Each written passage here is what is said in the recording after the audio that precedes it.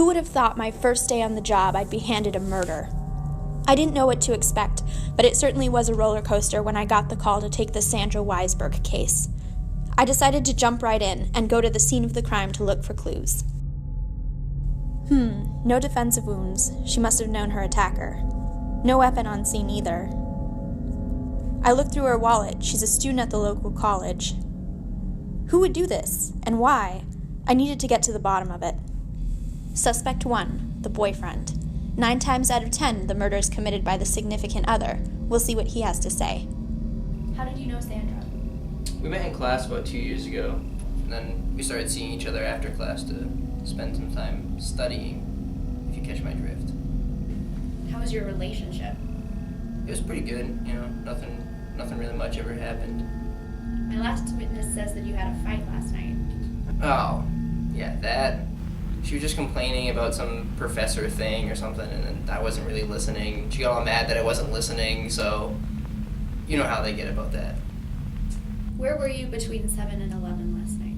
I was at the bars. Do you have anyone who can back that story up? Yeah, a couple friends and a bartender. Suspect 2, the roommate. Living in close quarters can cause conflict. Could she be the murderer? How did you know Sandra? Well, I met her in high school, and we took some of the same classes together, had the same friend groups, and I really truly liked her until junior year. And that is when she got a lot prettier. A lot of the guys started talking to her more than they were to me, and she just started being better at literally everything. And I got so jealous, and I was so sick of her. And then college applications came around, and I was so excited to just get away from her and be away from her. And then I found out that we were going to the same school, and I was super upset about that. But I told myself that I was going to keep my distance from her. Then I found out that we got assigned to be roommates, and I had a really tough time getting out of that, so I had to live with her. So you'd say you two don't get along? No.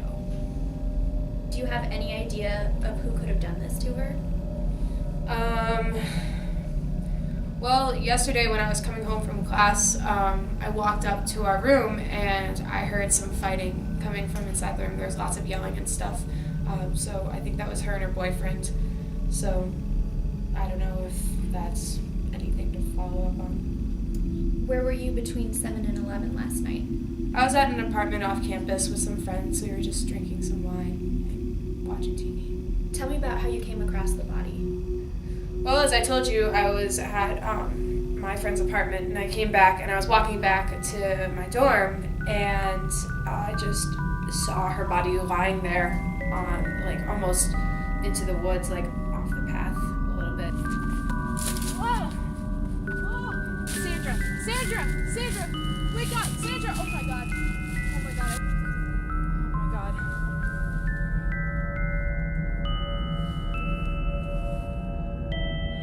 Hi, I am on the pathway between the Sylvan bus stop and Orchard Hill, and I just discovered a dead body on the path. Suspect 3, the professor. All those long nights doing research together. Maybe she knows something. How did you know Sandra? I first met her when she was in one of my classes her sophomore year. And I understand she helped you with some research? Yes, she did. She helped me with some of the archaeoastronomical work that I was doing down on one of the Mayan temples in Belize. She was helping me gather the data and create my 3D model. Do you have any idea who could have done this to her? I'm